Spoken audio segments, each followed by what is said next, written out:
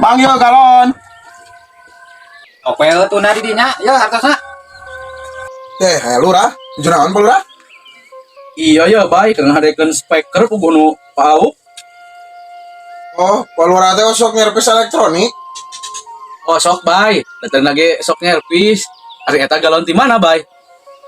Ieu galon teh ti Giswater anu alamatna di Pasir Astana Cirih 2 RT 4. Abi ge pandamal di dinya. Nu paling lebaknya. Atuh upami kitu mah anteuran hiji ka bumi. Terang ieu sanes bumi abdi. Ngan wayahna kedah ayeuna pisan soalna tos CF di bumi. Oh, mohon atuh pami kitu mah pa lurah, abi nyana tula galonna ya.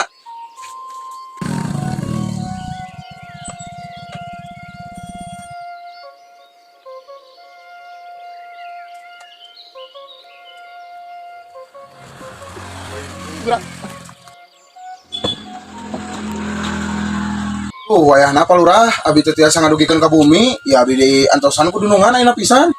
Gitu. Sok we simpen heula galonna di dinya. Ewe abi mah mulih mangiring sareng Mang Auk. Mohon atuh. Iya, pa lurah, abi teh gaduh kipas angin, mung teu sae ieu teh.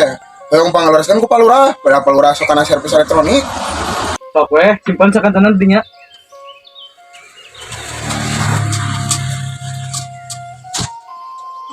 Mang Auk nutup.